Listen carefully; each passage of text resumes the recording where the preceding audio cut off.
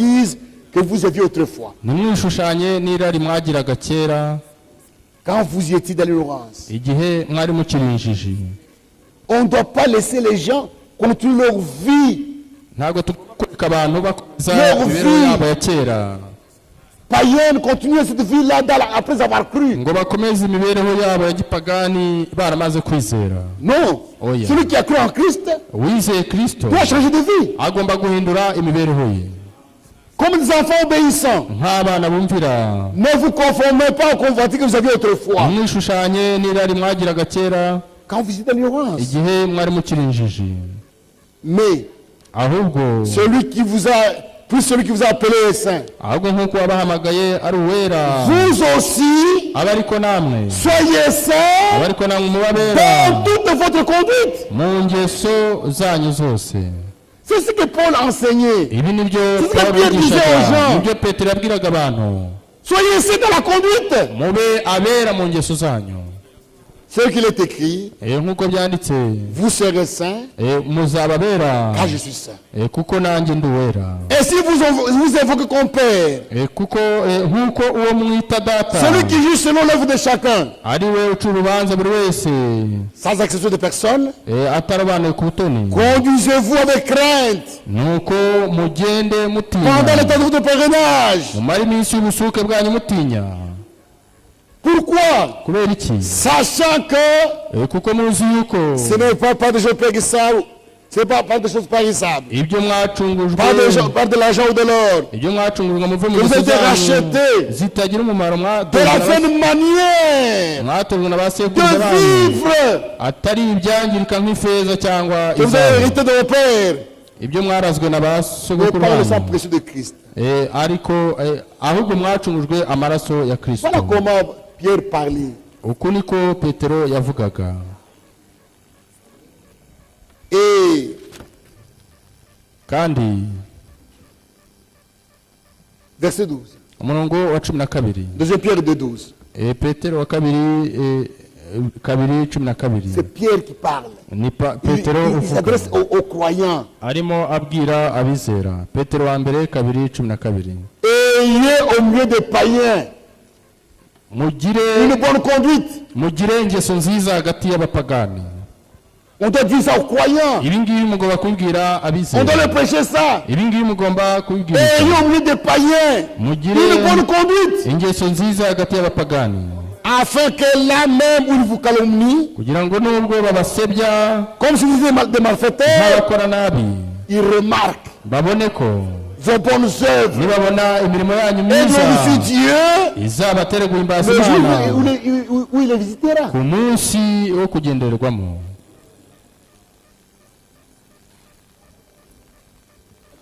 1 Thessaloniciens 4. Abatesalonika ba mbere igice cya 4.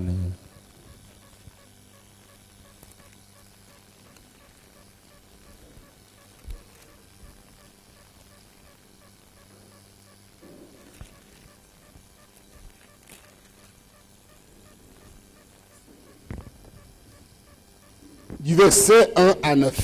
uhereye ku murongo wa mbere kugeza ku wa 9. On reste frères, ibisigaye bene data, puisque vous avez appris de nous kuko mwatwigiyeho comment vous devez vous conduire uko mukwiye kugenda et plaire à Dieu. no kunezeza Imana. Paul dit, Pawulo avuga ati, croyants, abwira abizera, vous avez appris de nous, nk'uko twabigishije nous les prédicateurs, twebwe ababwiriza, nous devons des modèles du troupeau. twebwe dukwiye kuba icyitegererezo cy'umukumbi. Vous avez appris de nous nk'uko mwatwigiyeho comment vous devez vous conduire uburyo mukwiye kwitwara et plaire à Dieu. no kunezeza Imana. Et que cela, ce que vous faites, aba ariko mugenda. nous vous prions turabinginga et nous vous conjurons au nom du Seigneur Jésus kandi de turabahamiza marcher à cet égard de progrès en progrès. mu izina ry'Umwami Yesu kugira ngo mutere imbere. Vous savez en effet murabizi ko quel précepte muzi amategeko nous vous avons donné de la part du Seigneur. muzi amategeko twahawe n'umwami Yesu kubategeka Ce ayariyo. que Dieu veut, Icyo Imana ishaka c'est vos sanctifications. ni ukwezwa kwanyu. Ce que Dieu veut, Icyo Imana ishaka Vos sanctifications. ni ukwezwa kwanyu c'est que vous vous absteniez de l'impudicité. no kwirinda gusambana. Voyez la débauche. Murabona ubusambanyi, Voyez. Si murabona toi-même, toi le pasteur, toi le prédicateur, niba vous-même, ubwa vous umushumba commencez à cyangwa coucher les filles à umubwiriza l'église. utangiye kujya uryamana n'abakobwa bo mu rusengero, Ça c'est grave. ibyo ngibyo biteye ubwoba. Ce que chacun de vous sache, posséder son corps dans la sainteté et l'honnêteté. ngo umuntu wese muri mwe amenye gutegeka umubiri we wezwe ufite icyubahiro. Voyez. Murabona, Sans vous livrer à une convoitise passionnée, comme font les païens qui ne connaissent pas Dieu. mudatwarwa n'irari ryo kurigira nk'abapagani batazi Imana.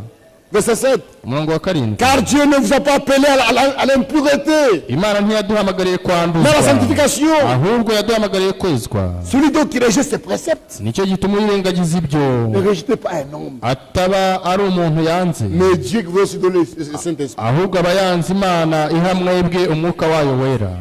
Nous devons prêcher de manière Tugomba kubwiriza abantu ku buryo à amener les gens à mener une bonne vie, ku buryo abantu bagira ingeso nziza, une vie honorable. bagira imibereho n'imigendere yiyubashye. Comme nous lisons aussi dans Éphésiens. Nk'uko tubisoma no mu Efeso.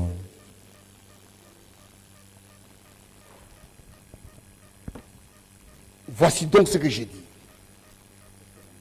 Éphésiens 4, Abefeso igice cya 4 verset 17 umurongo wa 17 au verset 22. kugeza ku 22. Voici donc ce que j'ai dit. Dore Et ce que je déclare dans le Seigneur. iki nicyo mvuga nkabihamya mu C'est que mwami, vous ne devez plus marcher comme les païens. yuko mutakigenda nk'abapagani.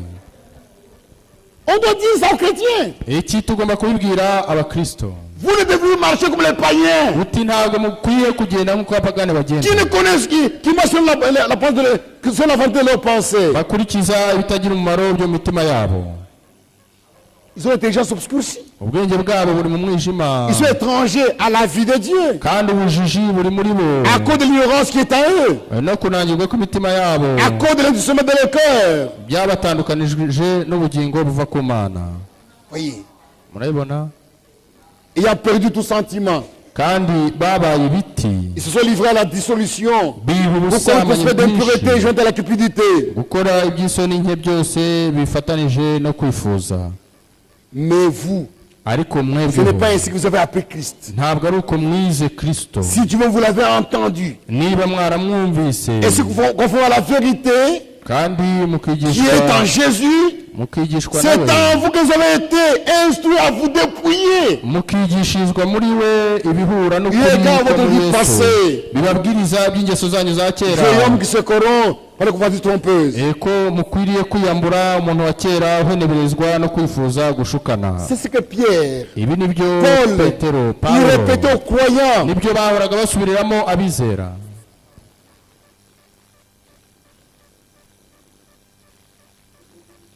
Romains 12.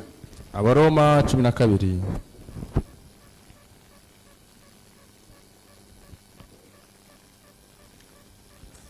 Voilà comment on doit marcher dans l'église de Dieu. Dore uko abantu C'est bakwiye ça la kugenda discipline. mu C'est ça itorero notre ry'Imana discipline. nzima. Iyi niyo gahunda yacu yo mu itorero. Verset 12. Umurongo wa 12. Pardon, Romains 12, verset 1. Abaroma igice cya 12 umurongo wa 1. 1 à 2. Umurongo wa 1 kugeza ku wa 2. Je vous exhorte donc, frères, par la compassion de Dieu, à offrir vos corps comme un sacrifice vivant, Nuko saint, agréable à Dieu, ce qui sera de votre part un culte raisonnable. nuko bene data ndabinginga kubw'imbabazi z'Imana ngo mutambe imibiri yanyu ibi bitambo bizima byera bishimwa n'Imana, ariko kuyikorera kwanyu gukwiriye. Ne vous conformez pas au siècle présent. Kandi ntimwishushanye n'ab'iki gihe, Ne suivez pas le monde aujourd'hui. mwe gukurikira aho isigana uyu munsi, Mais soyez transformés ahubwo muhinduke par le renouvellement de l'intelligence, mugire imitima mishya, afin que vous discerniez quelle est la volonté de Dieu, kugira ngo mumenye neza iby'Imana ishaka, ce qui est bon, agréable et parfait. ari byo byiza bishimwa kandi bitunganye rwose. Donc, ni ukuvuga ngo la bonne conduite, une conduite sainte dans l'église. ingeso nziza n'imyitwarire myiza mu itorero. Et l'église de Dieu kandi itorero ry'Imana doit marcher dans l'amour. rigomba kugendera mu rukundo. Notre loi, c'est l'amour. itegeko ryacu ni urukundo. C'est ça notre loi. iryo ni ryo tegeko ryacu. Nous devons marcher dans l'amour. tugomba kugendera mu rukundo. Jésus a dit que ce passage nous seront reconnus. Yesu yaravuze ngo icyo nicyo kizatugaragaza. Dans Jean 13. muri Yohana 13. Jean 13. Yohana 13. Versets 34 à 35.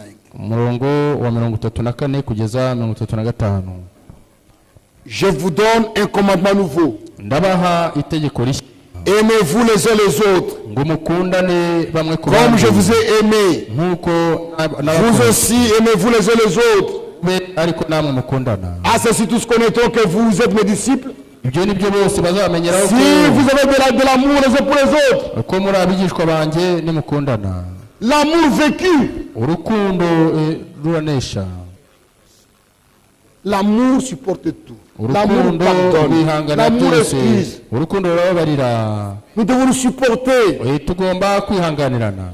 Comme le frère nous a parlé avant la prédication. nk'uko mwene data yatubwirije. Ça fait partie des principes de l'église. ibyo ni bimwe mu bigize amahame shingiro y'itorero. Comment nous devons marcher entre nous, c'est en nous supportant, uburyo tugomba kugendana ni en ukwihanganira. nous pardonnant. tubabarirana. Nous devons apprendre à nous pardonner, tugomba à nous excuser, à nous kwimenyereza comprendre. kwihanganana, kubabarirana no kumvana bamwe ku bandi. Frère Branham disait, mwene data Branham yaravugaga je ati, préfère avoir une église sans don, nahitamo kugira itorero ritagira impano mais où n'imwe, l'amour règne. ariko urukundo rukaba rutegeka. C'est pourquoi dans l'église de Dieu, niyo mpamvu mu itorero ry'Imana nzima on doit interdire le bavardage, tugomba kwirinda akavuyo, le rapportage, kuvugavuga inkuru, kuvugavuga amagambo bamwe ku on bandi. doit prêcher sur cela. icyo kintu kigomba kubwirizwa. C'est un manque d'amour, ibyo ngibyo bigaragaza kubura urukundo, parler mal des autres. kuvuga nabi abandi C'est un péché. ni icyaha. C'est pourquoi niyo mpamvu on ne doit pas encourager le bavardage. ntabwo tugomba gushyigikira iryo vugavuga ry'amagambo. Et nous les pasteurs, kandi natwe on ne abashumba doit pas encourager les gens qui viennent accuser les autres. ntabwo ugomba gushyigikira abantu baza kukuregera abandi. Il y a des pasteurs qui croient que hari abashumba bibwira quand ko les gens viennent accuser les gens chez eux, iyo abantu baje kubaregera abandi c'est le travail du Seigneur. ngo ari umurimo w'umwami. Ça, ce n'est pas le travail du ibyo Seigneur. ntabwo ari umurimo w'umwami. Ôtez la fait. ngo runaka Ôtez la yakoze fait. ibi n'ibi, Ôtez la yakoze ibi n'ibi, fait. runaka yakoze ibi Non, n'ibi. frère. oya bene tata, La Bible dit, bibiliya iravuga iti ne parlez pas mal les uns des autres. mwe kuvuga ibibi ku bandi. Ça fait partie des principes de l'église. ibyo ni bimwe mu bigize amahame y'itorero. Dans Jacques, muri Yakobo la Bible nous a donné tous les principes. bibiliya yaduhaye amahame yose yo mu On ne doit itorero. pas inventer d'autres principes. nta mpamvu yo guhimbahimba Si la Bible ibindi nous bishya. dit, ce que la Bible nous dit, ça c'est suffisant pour ibyo bien bibiliya marcher. yatubwiye birahagije kugira ngo tugende neza. Jacques 4, Yakobo igice cya 4 11, umurongo wa 11 11 à 12. 11 kugeza kuri 12. Ne parlez point mal les uns des autres. bene data ntimugasebanye. Celui qui parle mal d'un frère usebya mwene se ou qui juge son frère cyangwa agacira mwene se urubanza parle mal de la loi et juge la loi. abasebya amategeko kandi niyo abacira urubanza. Or, si tu juges la loi, ariko nucira amategeko tu n'es pas urubanza observateur de la loi, ntuba mais tu en es uyashoboye, juge. ahubwo ubaye umucamanza. Un seul est législateur et juge, utegeka agaca imanza ni imwe yonyine, c'est celui qui peut sauver et perdre. ariyo ibasha gukiza no kurimbura. Mais toi qui es-tu, ariko wowe urinde juge le prochain. ucira mugenzi wawe urubanza. les critiques ne peuvent pas arranger. Gusebanya no kunegurana ntacyo bikemura. Parler mal des autres, ça ne peut pas arranger la situation. Kuvuga ibibi by'abandi ntago bikemura ibibazo. Mais prier les uns pour les autres, ahubwo gusengerana bamwe ku bandi ça peut changer la situation. nibyo bishobora guhindura ikintu. On ne doit pas encourager ces choses-là. ntabwo tugomba gushyigikira bene ibintu nk'ibyo. Dans l'église de Dieu, mu itorero ry'Imana nzima personne n'a le droit nta muntu n'umwe ufite uburenganzira de parler en mal. bwo kuvuga ibibi. Frère Branham avait présenté une photo de singe. Mwene Branham De trois singes. yerekanye ifoto y'inkende eshatu. Un singe qui avait mis les mains là-bas, inkende itize ibiganza gutya, l'autre a mis les mains là-haut, indi ifashe ku munwa, l'autre a mis les mains là-bas. indi ishyize ibiganza ku Pour matwi. dire, je ne veux pas voir le mal. yavuga ngo sinshaka kubona ibibi, Je ne veux pas écouter le mal de mon frère. sinshaka kumva ibibi by'umuvandimwe wanjye, Je vais parler mal de mon frère. sinshaka kuvuga nabi umuvandimwe. Voilà le principe, comment nous devons marcher dans l'église de Dieu. Ayo niyo mahame y'ukuntu dukwiye kugenda mu itorero. Celui qui parle mal des autres, il pêche. uvuga nabi akavuga ibibi ku bandi abakoze icyaha. Parce que l'église, kubera ko itorero le bavardage détruit forcément l'église. amagambo asenya itorero byoroshye. C'est un poison. n'uburozi. Et maintenant, noneho si un frère a péché, niba mwene data yakoze icyaha, que faire? hakorwa iki noneho? Un frère a péché. mwene data yakoze icyaha, Que faire? hakorwa iki? Comment marcher? ni gute twabyitwaramo? Galates 6. Abagalatiya igice cya 6 On nous montre comment faire. baratwereka icyo gukora. Dans Galates 6, Abagalatiya 6 verset 1. umurongo wa mbere. Frère, bene data, si un frère vient être surpris en faute, umuntu niyadukwaho n'icyaha, vous qui êtes spirituel, mwebwe ab'umwuka redressez-le avec un esprit de douceur. mugaruze uwo muntu umwuka w'ubugwaneza. Il a fait la faute. yakoze ikosa, Ne le grondez pas. mwe kujya kumutontomera. Serviteur de Dieu, bakozi b'Imana, ne grondez pas les gens. mwe gutontomera abantu. Il a péché, c'est vrai. yakoze icyaha nibyo, Il a fait une faute, c'est vrai. yakoze ikosa, Ne le grondez pas. wijya kumutontomera. Tu n'as aucun pouvoir. nta butware na bumwe ufite, Tu ne peux pas sauver. ntabwo ushobora Tu gutanga peux pas agakiza, ntushobora no kuzimiza kurimbura umuntu. Vous qui êtes spirituel, mwebwe ab'umwuka redressez-le avec un esprit de douceur. mugaruze uwo muntu umwuka w'ubugwaneza. La brutalité ne vient pas de Dieu. guhubuka ntabwo bituruka ku Mana. Nous sommes dans les affaires de Dieu. turi mu bikorwa by'Imana. La faute a été commise. ikosa ryakozwe, Parlons avec douceur à la personne. noneho tuvugane n'uwo muntu mu mutima Pour l'aider w'ubugwaneza à revenir. kugira ngo tumufashe kugaruka, Pour aider à revenir. kugira ngo tumufashe kugaruka. Allez l'aider. ugende umufashe. Et dans Matthieu muri Matayo 18, 18, le Seigneur a établi umwami yashyizeho les principes comment nous devons marcher. yashyizeho uburyo n'amahame y'uko tugomba kugenda.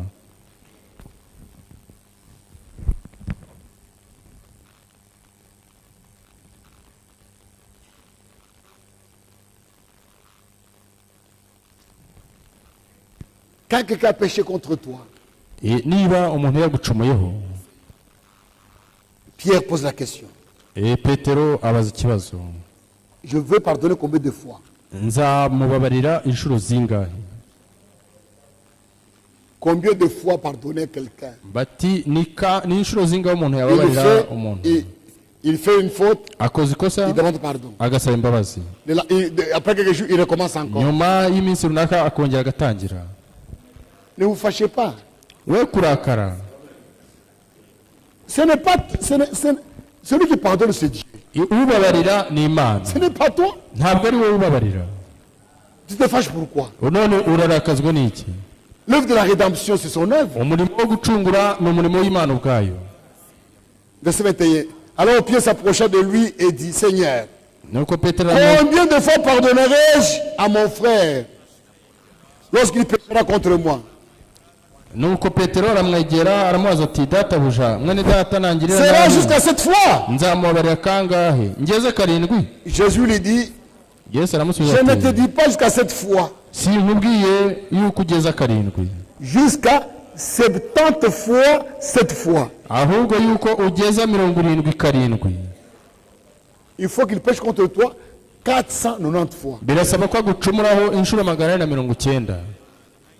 Maintenant, cite-moi un frère qui a fait ça. noneho mbwira mwene data wigeze akora nk'ibyo ngibyo. Pourquoi vous vous fâchez? none se urarakazwa n'iki? Lui, le sauveur, we umukiza même s'il arrive à ce niveau-là, yaravuze ati nanageze aho ngaho, non, oya nous devons nous pardonner. tugomba kubabarirana. Même si le frère répète encore une faute, il demande pardon, nous pardonnons. nubwo mwene data yasubiramo rya kosa agasaba imbabazi tugomba Il kumubabarira. reprend encore, il demande pardon, akongera nous pardonnons. akamusubiramo agasaba imbabazi Aussi tukamubabarira. longtemps qu'il demande pardon, igihe cyose asabye imbabazi nous pardonnons. turamubabarira. Oh non, oh oya je ne crois pas ton pardon, frère. ntabwo nizeye imbabazi zawe, Je ne crois pas ntabwo ton nshobora pardon. guha imbabazi, Je ne crois pas ta repentance. Je ntabwo ne crois pas nemeye dans ça. gusaba imbabazi kwawe. Tu sais faux. kwihana kwawe ntabwo kuzuye. Tu juges pourquoi? ese urimo uraca imanza kubera iki? Qui t'a dit que c'est faux? ese ninde wakubwiye ko kwihana kwe kutuzuye? Non, frère. oya bene data, Voilà les principes, comment on doit marcher. aya niyo mahame n'imigendere tugomba kugira. Aussi longtemps qu'un frère ou une sœur demande pardon, igihe cyose nous umwene devons data cyangwa muti pardonner. wacu asabye imbabazi tugomba kumubabarira. On ne doit pas dire non, il a exagéré. ntabwo bavuga ngo yakabije. Pour dire qu'il a exagéré, kugira ngo uvuge ko il faut yakabije qu'il ait commis cette faute-là 490 fois. bisaba ko aba yakoze rya kosa inshuro 490. C'est qu'il doit avoir péché chaque année, chaque jour de chaque année. bisabye ko aba acumura buri munsi w'umwaka, Ce n'est pas possible. ariko ntibishoboka. Jésus a voulu nous montrer que yesu yashatse kwerekana ko sois disposé à pardonner. tugomba guhora twiteguye kubabarira. C'est ça l'amour. urwo ni rwo rukundo. Elle continue. arakomeza Dans au verset 15. umurongo wa 15. Si ton frère a péché, mwene so nakugirira nabi, va ugende et reprends-le ugende umumenyeshe icyaha cye entre toi et lui seul. mwiherereye.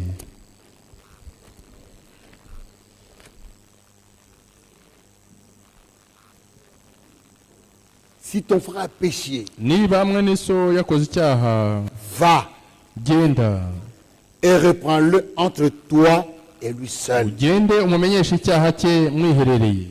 S'il t'écoute, nakumvira tu as gagné ton frère. uzaba ubonye mwene so, Pas celui qui a entendu, ntabwo ari uwumvise inkuru, toi qui as vu. ahubwo wowe ubwawe wabibonye Ton frère a péché, ukavuga uti mwene so yakoze va icyaha, le voir genda ujye kumureba entre toi et lui seul. wowe nawe mwenyine mwiherereye. Mais toi, avant d'aller le voir, ariko wowe mbere yo kujya no kumureba tu vas à parler à tout le monde. utangira kubibwira abantu bose, Il a fait ça. ngo Je yakoze vais le ibi, voir. ngiye kumureba. Ouais, il a fait ça. yakoze Je vais le ibi, voir. none ngiye kumureba. Déjà, tu es transgresseur de la parole. mbere aho ngaho wamaze no gucumura ku ijambo. Comment Dieu va te bénir? ni gute rero imana yaguha umugisha? Tu y vas par la méchanceté. ujyanywe n'ubugome. L'amour couvre. urukundo rwo ruratwikira. Et tu y vas pour aider. kandi ukajyayo ujyanywe no gufasha. C'est pour aider le frère. ari ukujya gufasha mwene data, C'est pour son salut. ari ku mpamvu y'agakiza ke. tu vas le voir à deux. ukajya kumureba muri babiri Pour l'aider, pour le ramener. kugira ngo umufashe umugarure. C'est ce que Jacques dit aussi. Nibyo Yakobo nawe avuga Dans Jacques 5, muri Yakobo igice cya 5 verset 19 à 20. 19 kugeza kuri 20. Mes frères, Bene data, si quelqu'un parmi vous s'est égaré loin de la vérité, niba mwene so yayobye akava mu kuri, qu'un autre l'y ramène undi akamuyobora, et qu'il sache mumenye yuko que celui qui ramènera un pécheur de la